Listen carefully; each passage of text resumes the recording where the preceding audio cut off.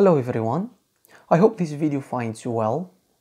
First of all, Ramadan Mubarak for you and for your beloved ones. This video is about the last chapter in our course of Introduction to Linguistics, which is about pragmatics, as you can see. In the previous chapter or video, we focused on semantics, particularly on the conceptual meaning of words and the relationships between words in general. But we didn't talk about other aspects of meaning, such as those that depend on, let's say, the context of an utterance or the communicative intentions of speakers and so on. Because as you know, communication depends on not only identifying or recognizing the literal meaning of words in an utterance, but also on recognizing the speaker's intentions and what speakers generally mean by their utterances. The study of what speakers mean is referred to as pragmatics. Now, pragmatics is mainly concerned with language use in specific contexts and what people generally mean or speakers mean by their utterances when they communicate. Driouch defines pragmatics as the study of the invisible meaning, or how we recognize what is meant even if it's not actually said or written. That is to say, the conclusions or inferences that we make in order to arrive to a correct interpretation of what is said or to get the intended meaning of an utterance or a message is what pragmatics is about. Sometimes a lot of what is communicated is not literally stated or it's not physically said. For example, if someone tells you it's hot here, this does not necessarily mean that it's literally hot in terms of temperature in the space where communication is taking place, but maybe it's just a way to ask you to open a window. This is indirectly referred to by the speaker, and the listener, using the context of the utterance, should be able to infer this intended meaning. Pragmatics is about what speakers or writers intend to say when they communicate, and their intended message is related to the context where they use language. So this intended meaning or intention by the speaker transcends sometimes the literal meaning of words and depends on more the context of the utterance and sometimes on shared assumptions in order to fully understand what is meant by an utterance. In other words, pragmatics is about what people mean by their utterances rather than what words or phrases literally mean in their utterances. David Chrysler defines pragmatics as the study of the factors that govern our choice of language in social interaction and the effects of our choice on others. So here, in contrast to what we have seen so far, namely phonetics and phonology, morphology and syntax, and even semantics, which describe the different levels of language structure, pragmatics deals with language use.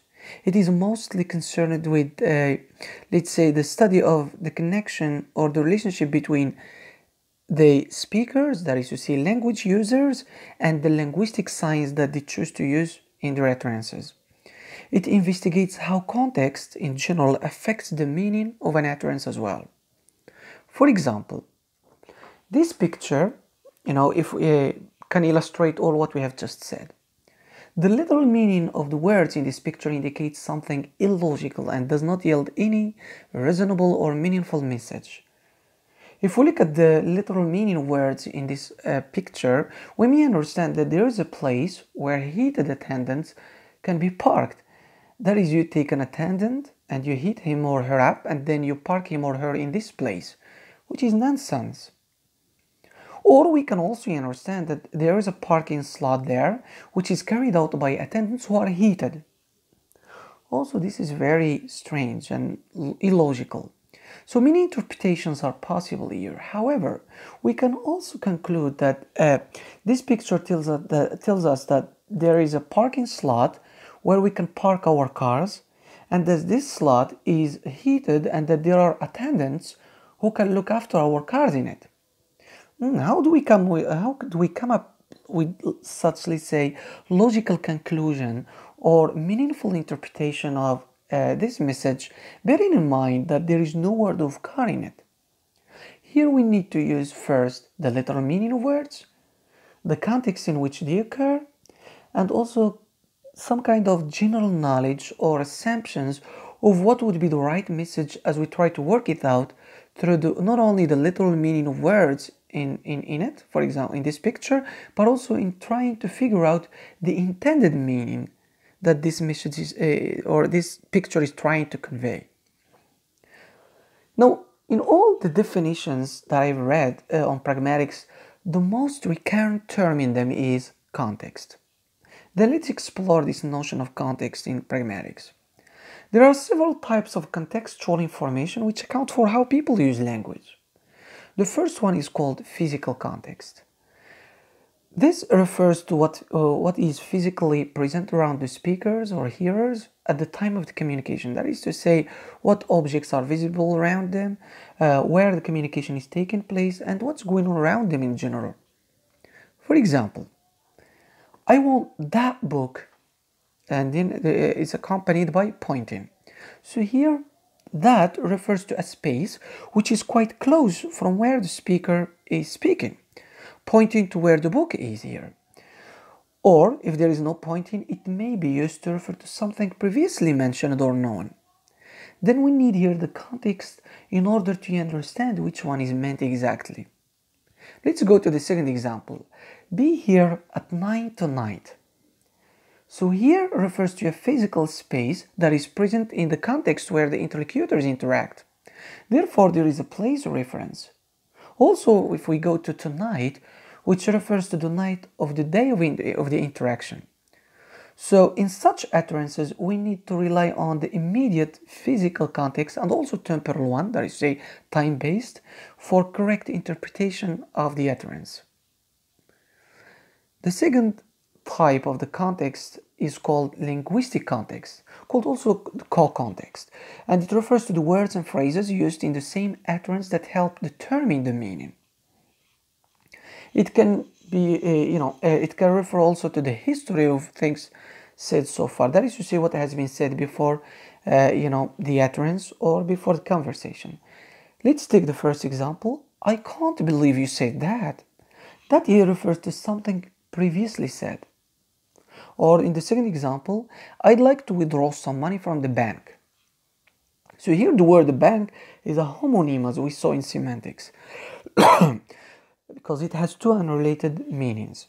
First, the first one is a financial institution, and the second meaning is the side of a river. So how do we know which one is meant here?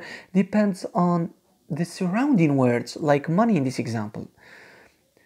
Now, one more type of context is called the social context. The social context, as you can see, refers to the social relationship between people involved in the communication. By the way, there is a hash there, which is used to indicate that the utterance is inappropriate. If we say, for example, if we talk to a president, we cannot tell a president, stop begging me and go home. It's not socially acceptable to do that. Or, for example, if we talk to our close friends, or let's say we have a close friend who has traveled and is going to arrive at some time today or tomorrow, we cannot address to him the following utterance: I do hereby humbly request you might endeavor to telephone me with the news of your arrival at your domicile when such arrival occurs. Now, this is very strange if addressed to your close friend, as I said, instead of just saying, call me when you get home. So here the relationships between the interlocutors determine the way we speak and the way our message is interpreted. In general, context here works like a kind of resource to make sense of what is said. So meaning is context bound. That is to say, meaning depends on the context where the utterance is used. One of the main notions in pragmatics that accentuates the role of context is called deixis. And deixis means pointing. In pragmatics, as you can see, it refers to a process whereby certain words or expressions are recognized to rely on the context of production to be fully understood. That is to say, here the role of the context is very important with regard to understanding didactic expressions. By the way, deixis is also called didactic expressions or didactic references, and in some books they are referred to as indexicals. They are all interchangeably used. Now, deixis refers to the phenomenon wherein an understanding of the meaning of certain words and phrases in an utterance requires contextual information. Contextual information means here information about the speaker, the addressee, the time and the place of the utterance, and so on. Let's take an example to understand better. If we say, for example, he brought a nice dog here last night. So out of the context, this sentence is vague because we don't know who is speaking, to whom, about whom again.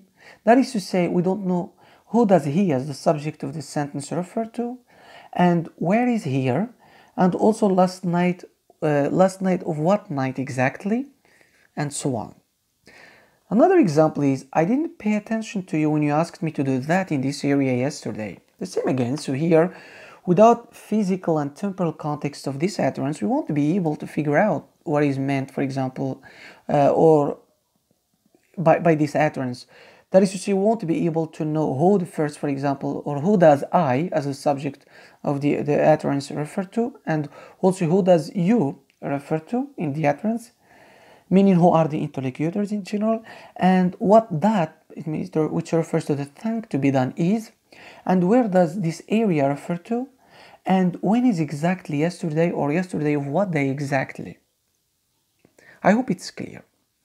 Now, there are three types of diaxis. The first one is called personal diaxis, which basically refers to the use of personal pronouns such as me, you, I, he, them, and so on. So personal diaxis can refer to the speaker himself when he uses or she uses I or we or us, for example. So typically the first singular and plural pronouns. Personal diaxis can also refer to the listener, such as you, for example. Or they refer to other people or things using the pronouns like them, they, him, her, it, and so on. Now, let's take an example. Give them my keys.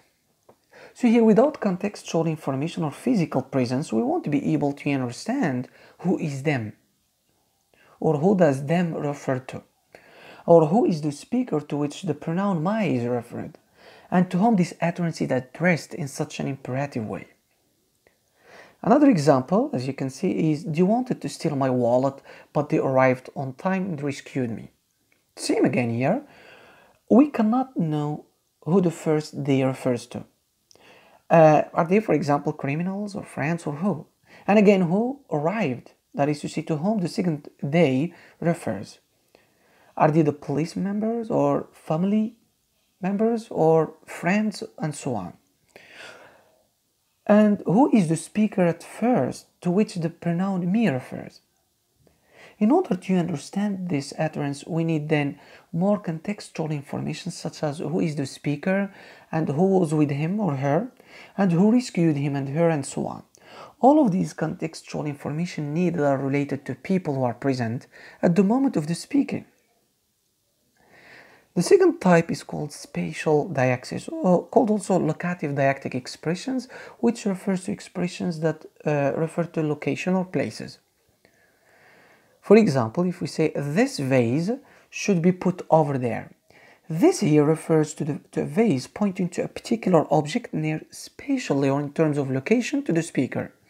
And over there is another locative diactic expression that refers to a quite distant place as perceived or expressed by the speaker of this utterance.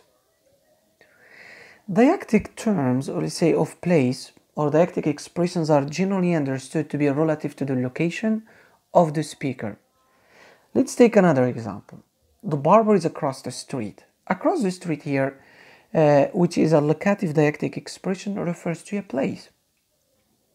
So here it is understood to mean across the street from where the speaker is at the moment of the speaking. Therefore, we needed the spatial context in order to understand what exactly the expression across the street means. The third type of diaxis is temporal diaxis, which refers or which points to time, like now, then, soon, last week, and so on. For example, it's raining now. Now here refers to the moment of the speaking or producing the utterance. In a conversation, the participants share the same temporal diaxis, meaning that they all share the moment of now, like in this utterance. Now, generally, temporal diacritic expressions refer mostly to adverbs of time, such as now, then, soon, and so on. But they can also refer to tenses, like in the following example. She sent me a present. Here, the tense of the verb send denotes a past event. So, a past event with regard to the moment of speaking in terms of time. So, then, the temporal aspect is very important here to understand which time is referred to in this utterance. Other types of diaxis exist, like discourse diaxis, also called text diaxis. For example, if we say last paragraph was about something, so here last paragraph refers to a portion of text, not only to a single utterance. Or if we say next chapter is about, so chapter here is a whole discourse. But because of the introductory nature of the course, let's suffice ourselves with just these three aforementioned ones. Now let's go and explore another relevant notion which is very crucial in pragmatics, which is reference. We have already mentioned the notion of reference in the last chapter in the section of semantics, where it was contrasted to sense. And defined as the relationship between the linguistic expressions, that is to say words, and the objects or the entities to which they refer to in the real world.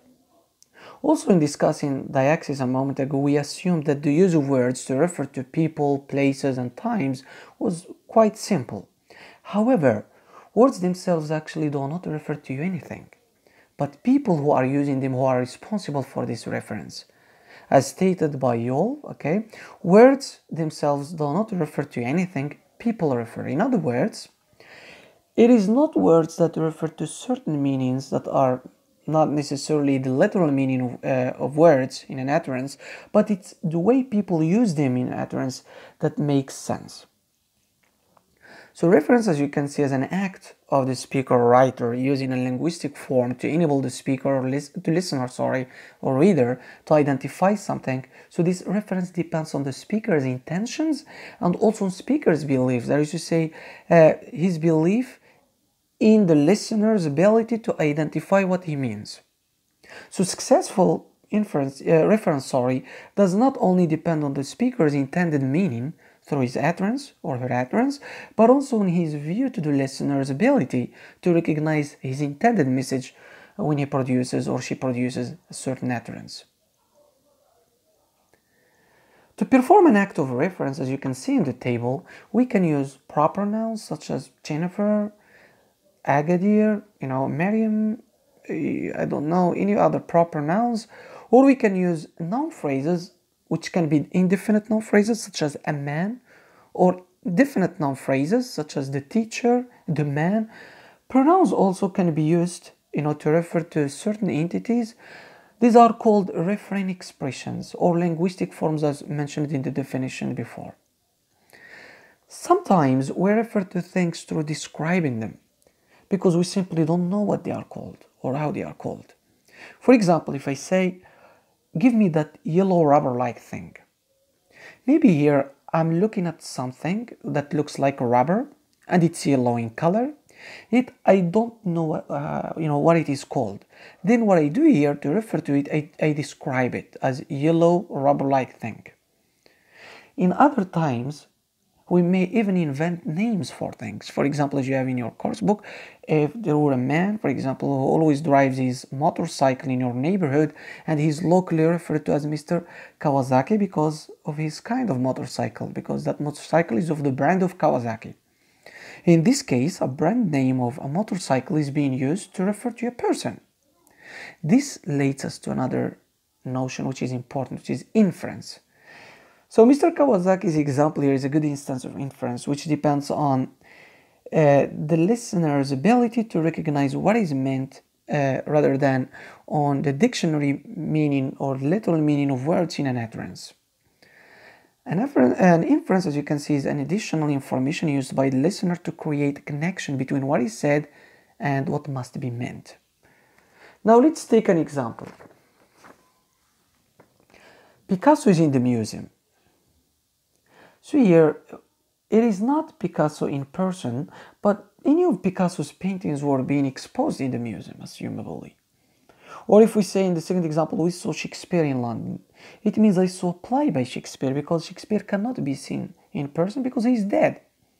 So in order to infer this meaning, the listener has to have first enough knowledge of the person or the thing being referred to, so that they could make sense, or they could make the right inference based on the context of the utterance.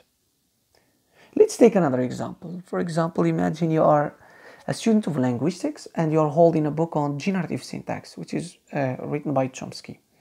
And you make this utterance. You ask the person who is holding the book by Chomsky, can I have a look at your Chomsky? So here, Chomsky refers specifically to the book. That is to say, it refers to a thing rather to the person, based on the context of the utterance, of course. This process is called inferences.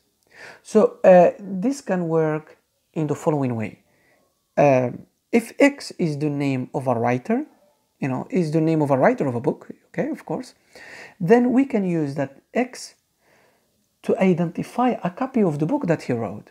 That is to say, if Chomsky is the name of a writer of a book, we can use Chomsky to refer to a copy of his book. Okay? Then, an inference denotes, this is more about the definition of inference. Inference denotes the process of decoding the pragmatic meaning of an utterance. In order to do so, the listener uses additional knowledge rather than the literal meaning of the expressions used to make sense of what has been explicitly said. One more example to understand it more. If I say, for example, have you seen my yawl? Is Giorgio. We can say, or the interlocutor would respond as, it's on the desk. So here, yawl normally it refers to the person or the writer, Giorgio. So in terms of reference, it refers to the writer, but in terms of inference, it here refers to the book written by Giorgio. But for the listeners to understand what is meant by yawl, they needed to have a prior knowledge of it and to connect that knowledge to what is being said in the context of the utterance. So this would enable them to infer or recognize the intended meaning of the speaker.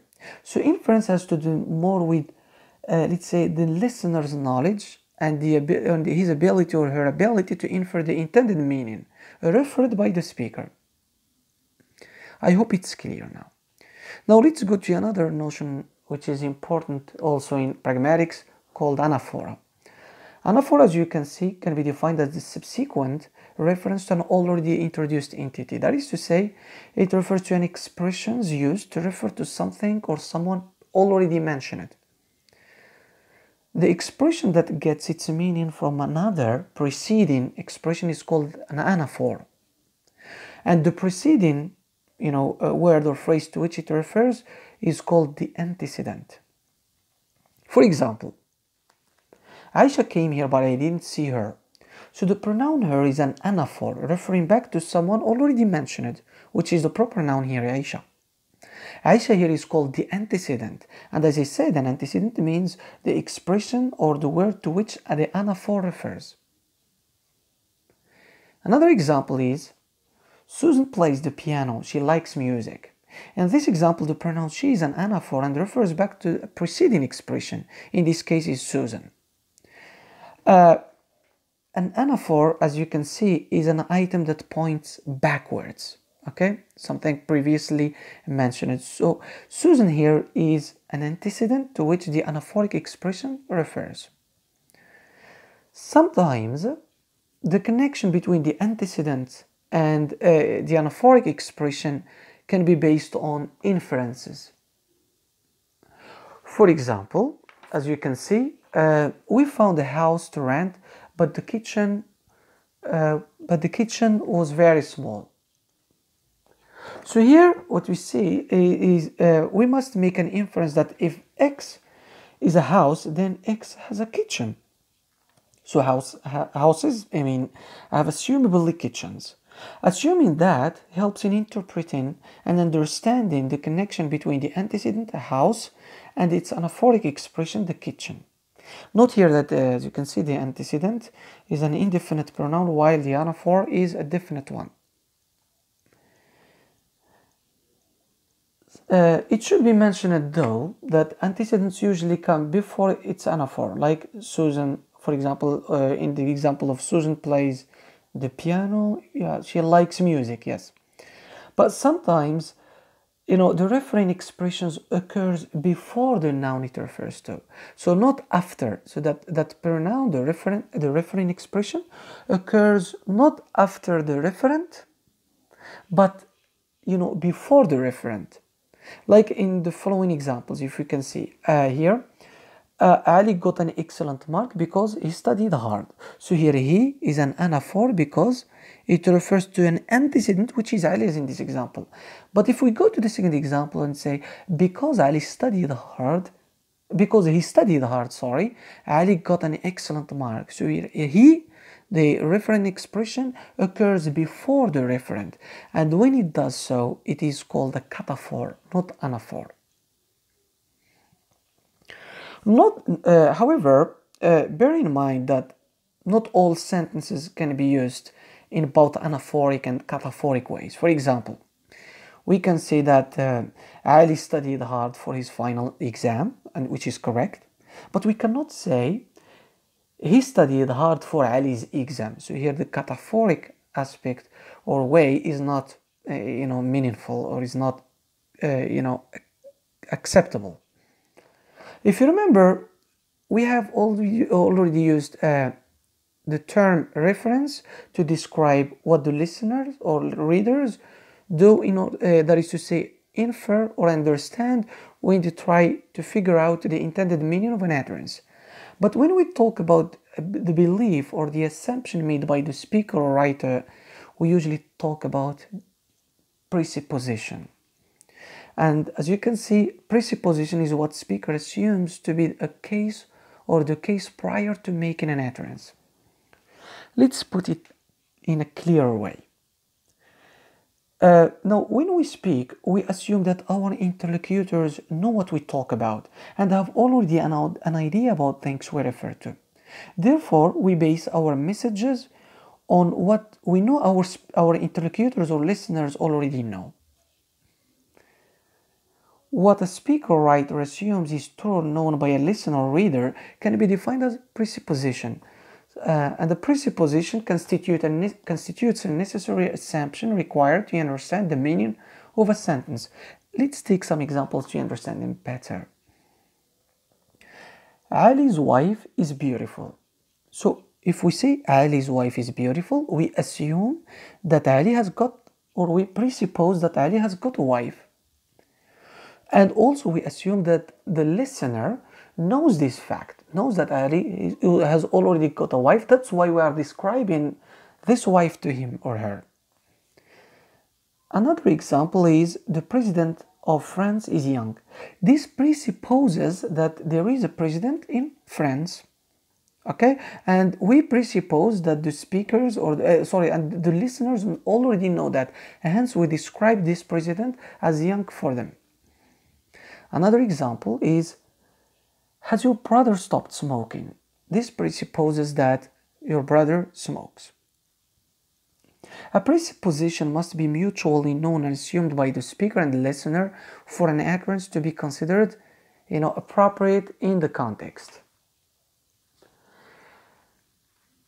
Actually, I prepared for you some exercises on what has been mentioned so far. As usual, make a pause to the video and try to do them. The correction of these exercises will be provided at the end of this video.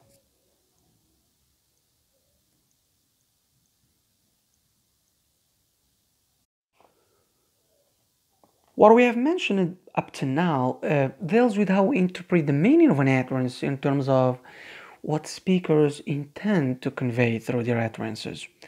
This part deals with, let's say, how the speaker perceives us as interlocutors and our ability to interpret the function of what is said. That is to say, we need to recognize the type of actions performed by speakers through their utterances. This kind of action performed by by utterances in general is called speech acts. So a speech act can be defined as an action performed by a speaker with an utterance such as requesting, commanding, questioning, and informing, and so on. For example, if we say, I'll buy you a gift, here you are not just producing a statement using the declarative form, but here you seem to be, let's say, perform an action of promising here. As you can see, speech act studies how words are used not only to present information but also to carry out action. Linguists study speech act theory in general as a way, let's say, to better understand human communication. One of these linguists is called John Austin, who is a famous linguist, and he wrote an interesting book entitled How to Do Things with Words. In this book, he showed how utterances call for performing actions. That is to say, they are performative in nature. Let's take an example here. There is a snake in the house. So this utterance can be understood as a warning. Because it calls it calls the interlocutors to pay attention to something, which is the snake here. Or if I say, don't touch it, here we understand that it's like an order. The interesting thing about such utterances, let's say, that they are not conceptive, but they are performative in nature, because they invite us to do things. How do we know about the performativity, if I can use this term, of such utterances? It's through speech act theory. In order to understand how speech act theory works, it's necessary to look first at the components or elements of an utterance, namely the locution, illocution, and prelocution aspects of an utterance. Let's start with the first one, which is the locutionary act or locution. The locution, as you can see, is the physical act of speaking. That means that the speaker composes an utterance in a specific context. The locution derives the grammatical structure of an utterance. That means that it expresses, an utterance expresses the literal meaning conveyed, let's say, by using certain relevant structures in the form of these utterances. The following examples show the different grammatical forms that an utterance can have. For example, the declarative form, you are generous, which is generally used, to make a statement. And here, this statement's meaning is very clear and straightforward and direct. The second and the third are questions. The second one is, they are interrogative form, and they are used to ask questions. Let's say the first one is close interrogative form, which is, are you generous? And the third one is an open one, which is, who is generous? If we go to the third one, we use the imperative form, be generous, which serves like, let's say, a command or an order. And finally, we have the exclamative, how generous you are, to show kind of feeling. So the meanings of such utterances are straightforward from the nature of the structure used in them. They don't entail any referential or, let's say, inferential information to make sense. The second one is illocutionary acts or illocution. When we're making an utterance, speakers in general always have an intention behind their utterances. The speakers produce, let's say, utterances in general to make either, let's say, to apologize or to explain something and so on. So here to perform certain speech acts. So this intended meaning behind using certain utterances is called the illocutionary force, and it's actually internally in the locutionary act. So, as you can see, what the speaker tries, or what speakers try to convey with words used in an utterance, in the utterance is what the illocution is about. This intended meaning behind the utterance is called illocutionary force. Let's take the example that you can see here.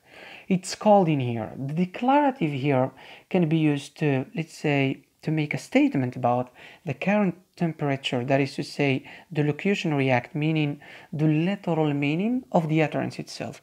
But in terms of illocution, it can be used to make, let's say, the hearer do an action such as closing a window. That reflects the speaker's intent using that utterance. This makes it obvious that in conversations in general, it is not always clear about what speakers intend, or let's say have in mind when they communicate certain utterance. So we don't know the meaning behind their utterances in general. That shows that the same utterance can be ambiguous and can only be understood, let's say, in relation to the context in which it is uttered.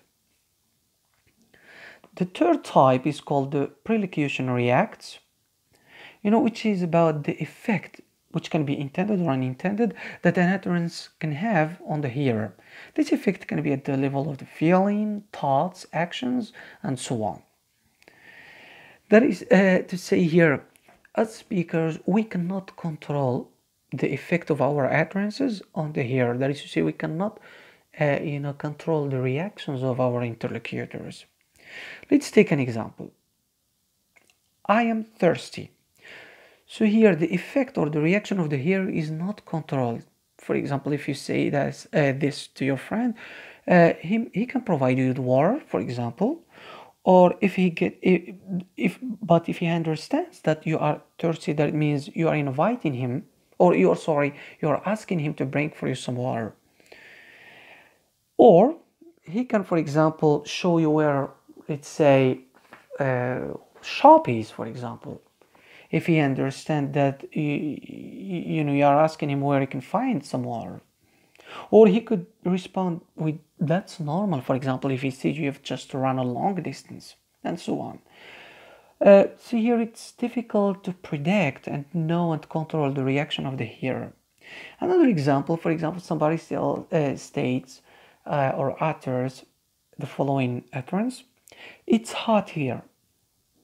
So here the listener can open the door or the window, or he can tell you just bear it, or he can just deny it and say, no, it's not, I think it's very cool, and so on. So here the reactions of the interlocutors in general is not controlled, and that is what is meant the prelocutionary act, that is to say, the impact that a certain utterance can have on hearers. The following diagram, let's say, summarizes hopefully clearly the components of an utterance.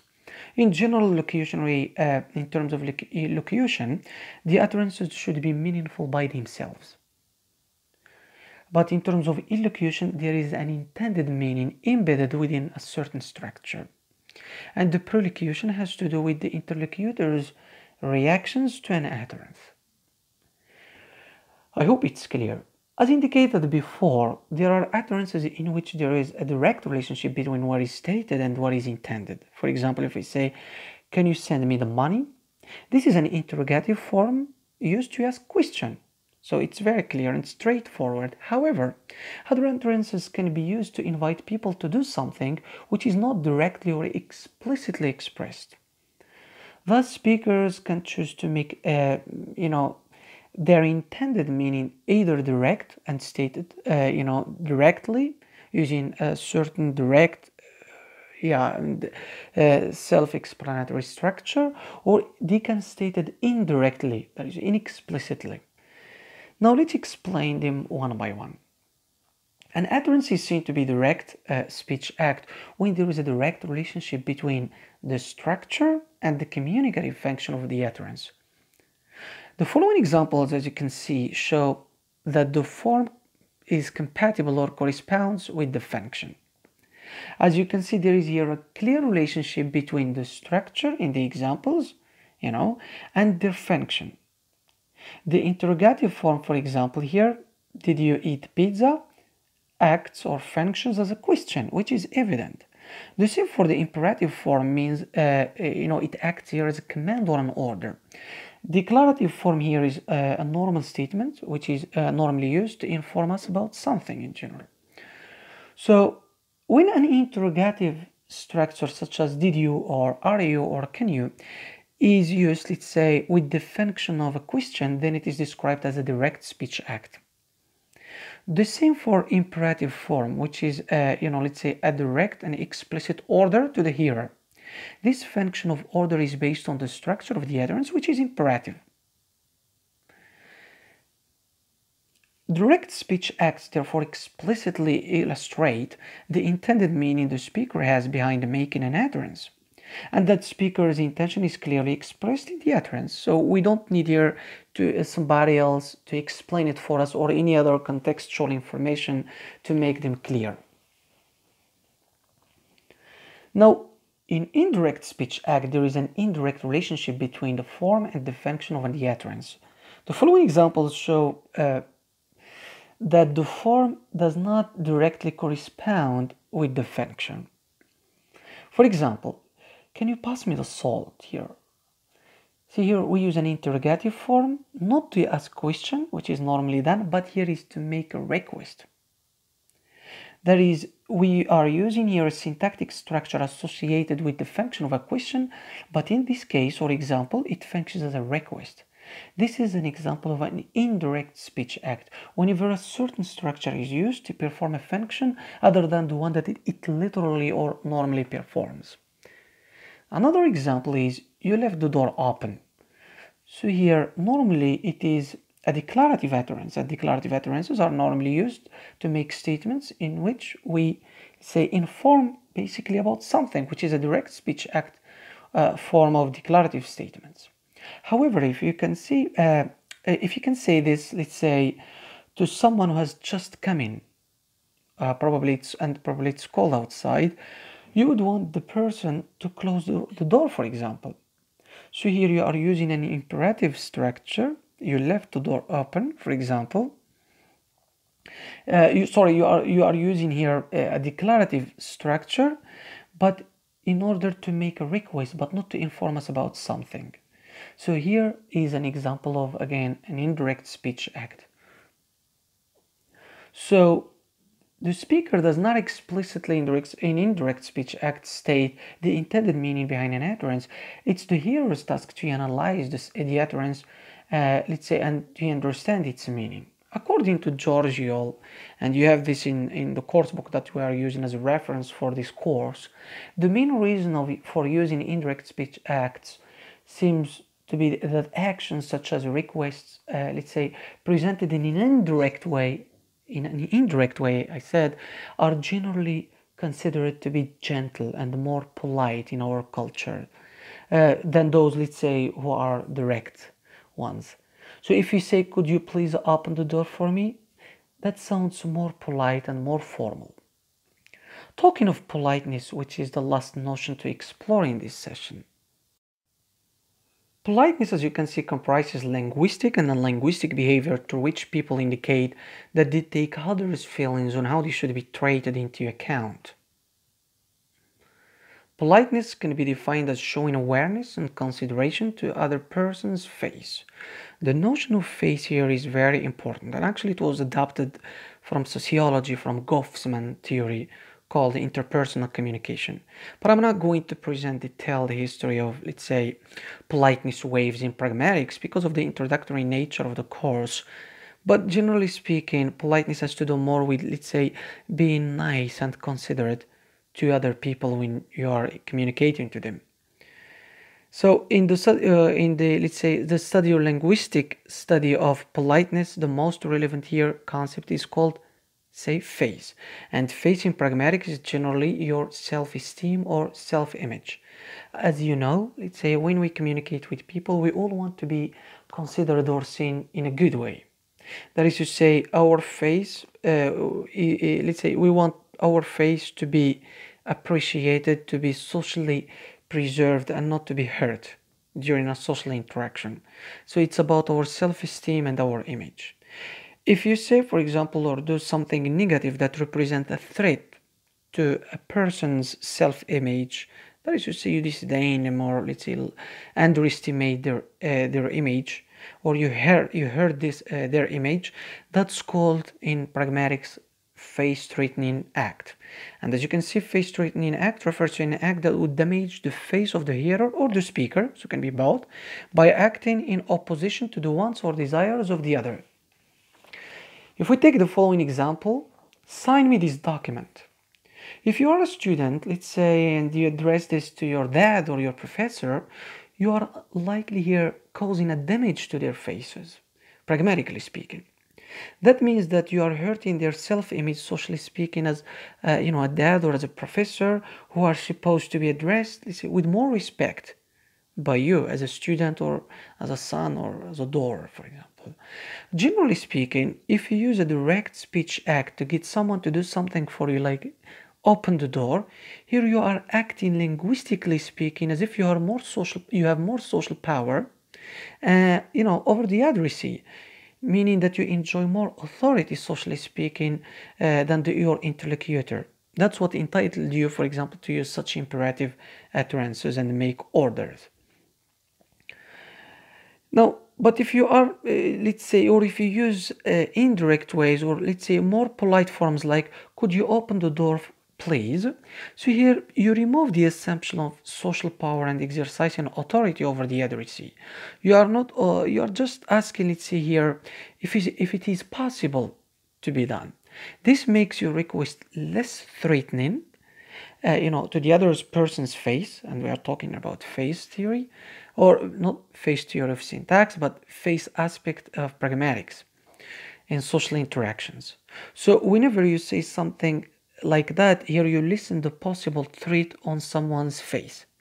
So this can be described as well as face-saving act. So face-saving act is something you say to lessen the possible threat and to maintain good self-image to either of the interlocutors, that is, the speaker or the hearer. For example, let's say you work in a company and you get late, and your boss came and asked you, why are you late, or why were you late? Here you could answer that your car tire went flat while you were driving, for example, and or any other excuse that would save your face in front of him. Or let's take another example. In this situation, your neighbor is playing loud music late night and you cannot sleep. And we have here two answers. If you say stop awful music, it's so loud. Here you're using a face-threatening act. But if you say, I wonder when you could stop the music, because don't you think it's too late and we need to go to sleep? This is a face-saving act. How? The first answer is quite bossy and authoritative, regardless of whether you have the right to do that or not. So the neighbor might feel, say, as if you attacked him or her and you are threatening by doing so their face. But the second answer was quite less intense, let's say, and does not cause any self-image, damage to his self-image, that is to say, to the self-image of your neighbor. Thus, it's more polite and it's a more face-saving act. We do this in our everyday, communication, playing with face-threatening and face-saving acts, but maybe in an unconscious way sometimes. So, face-saving act is a form of positive face in which you try to save a face, that is, to save, let's say, a social image of your interlocutors. Then when we talk about that, this implies that we have negative and positive aspects of face theory. And that's what we are going to explore now. Now, negative here does not mean something bad. It just simply means the opposite of positive. And as you can see, negative face is the need to be independent and free from impositions. So negative here face is characterized by the desire not to be imposed upon. Noting that negative here face could be affected by something imposed on someone. According to Driouch, as you can see, a face-saving act can emphasize a person's negative face, will show concern about imposition. For example, we can use, I'm sorry to bother you, or I know that you are busy, and such expressions that actually sound less bossy and not imposing on your interlocutor to do something for you. That is, we want as interlocutors to be free from people imposing on us to do something or to take our choices away or make our decisions in our place. Because if someone is able to impose on us or take our decisions or choices away, that makes our, let's say, image or self-esteem lower, and that lowers our position and make us feel uncomfortable. So negative phase here, it means that we get the feeling of being less free and restricted to take an action and a decision, and we need then people to save our self-image from this negative effect. For example, you want somebody to do something for you, and if you want to save his face, okay, it means you want to save him from a negative phase. That means you don't want to sound bossy and you want as if you're imposing something on him. You could use certain expressions such as, for example, I'm sorry to bother you, but I want you to do a favor to me, for example. So this, you save this negative phase aspect. As opposed to that, we have positive phase, as you can see, which is characterized by the desire to be admired, appreciated, and related to positively. So positive phase here involves a desire for, let's say, connection with others and the desire to be respected, to be highly appreciated, and so on. Driouch states that the face-saving act can emphasizes a person's positive face will show solidarity and draw attention to a common goal. Expressions such as those can be used. Let's do this together. You and I have the same problem, so etc. and so on. The positive phase is when you want to be respected, desired, esteemed, and, let's say, admired by people around us. So generally, both negative and positive phases need to be taken into account in order to meet our needs in a conversation. For example, you want to ask your professor to lend you a book or, let's say, correct for your essays.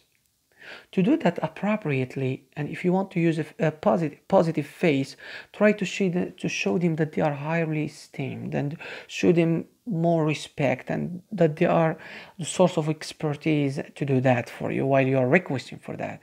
For example, you could say, "Hello, professor, I'd like you to correct for me these essays, please, because you are my professor of composition and you are in much better position to do that for me so that I can improve my writing skills," and so on. Or any other way, let's say, that boasts his self-esteem as a professor. And if you want to use and avoid negative phase, here negative phase, as I said, does not mean something bad. You here, for example, you just need to sound less bossy and not imposing that on your professor. For example, you could say, "Hello, professor. I know that you are busy, but I would be grateful if you correct me my essays." So this is an example of using negative phase to get your needs met. Try not to boss or impose something on someone in general. That is, let's say, try to be, let's say, polite, pragmatically speaking. So therefore, you generally have to use politeness theory along with choosing the right face type in order to meet your needs in a certain social interaction or conversation. That would reduce what is called face threatening act. Then when people feel threatened, and then you reduce the chance to get what you want from them. We have to know then how to negotiate and how to navigate a conversation appropriately, taking into account the face aspect. That's why pragmatics is very necessary to study and take into account, especially when you are socially interacting with your interlocutors. Pragmatics helps understand what is said and what is communicated or meant and again, in what ways. This is the end of our session. I hope I managed to explain things well, and I prepared for you some exercises for what has been covered again. So far in the second part, here they are. Try again to make a pause to the video, and of course the correction of these exercises is provided at the end after thanking you.